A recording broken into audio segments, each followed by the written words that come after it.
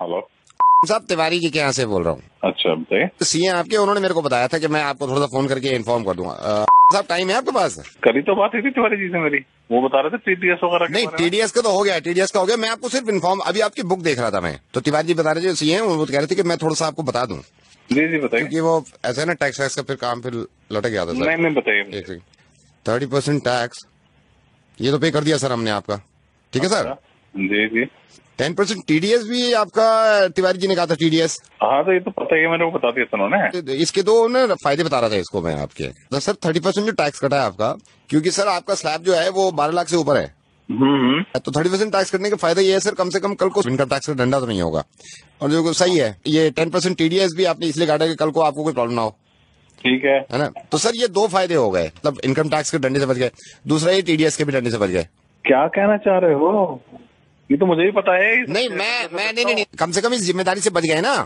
क्या कह रहे हो यार? सर मैं ये कह रहा हूँ, ये देने के बाद आपके ऊपर से जिम्मेदारी हट गई, आप कल को पागल है कि एक ही बात 30% को पकड़ लिया तूने? मेरे को पता नहीं है ये बात। ये तो पता है सर आपको। तो 30% टैक्स दे दिया तो इनकम टैक्स का डंडा आप पे नहीं पड़ेगा, आपकी जिम्मेदारी खत्म, आप बुरा मत मानिए सर। लेकिन इनका डंडा पड़ गया, ये क्या होगा फिर? यार रोजे रमजान में गालियां दिलवाएगा, क्या रह गया सर? ये क्या सर 2.5% ज़कात है? 2.5% ज़कात।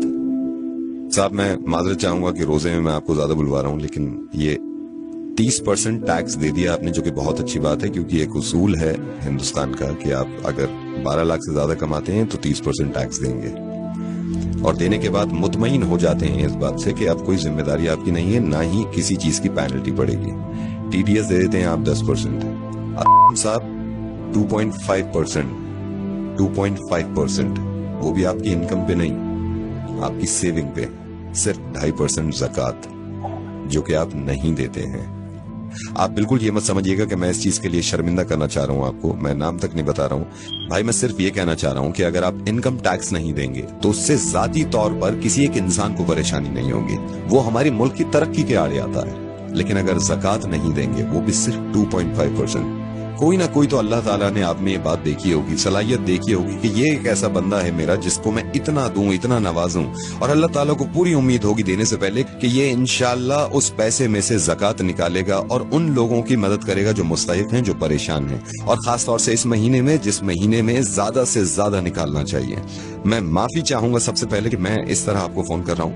मैं रेडियो मिर्ची से नवेद बोल रहा हूँ असलम भाई, और इस बात की किना मत रखिएगा दिल में, वो आपसे मोहब्बत ही करते होंगे जिन्होंने ये बताया कि आप उन्हें प्लीज समझाइए कि वो ज़कात दिया करें, क्योंकि वो भी ये चाहते हैं कि आपकी आखिरत संभल जाए। फोन मत काटिएगा, मैं छोटी सी बात आपकी इस बच्चे की कराना चाहता हूँ। मैंने फोन पे इनको होल्ड पे रखा हुआ और ये बहुत देर से इंतजार कर रहा है। मैं रेहान, जरा फिर से बताना, तुम्हारी अम्मी ने आज रोजा रखा है? नहीं रखा।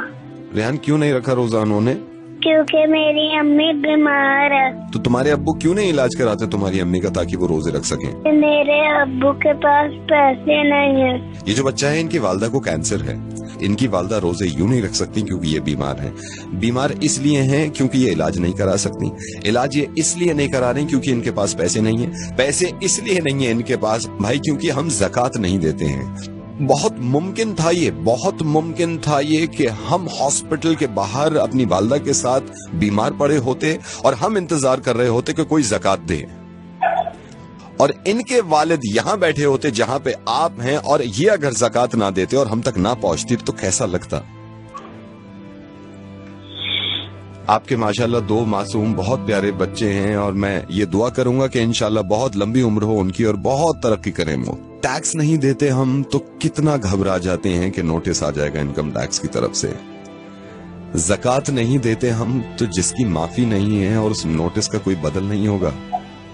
मैं ये नहीं कह रहा हूं कि आप किसको दें, आप जिसको सही समझे, जिसको लगे कि मुस्तहिक है, उसको ज़कात दीजिए। इंशाअल्लाह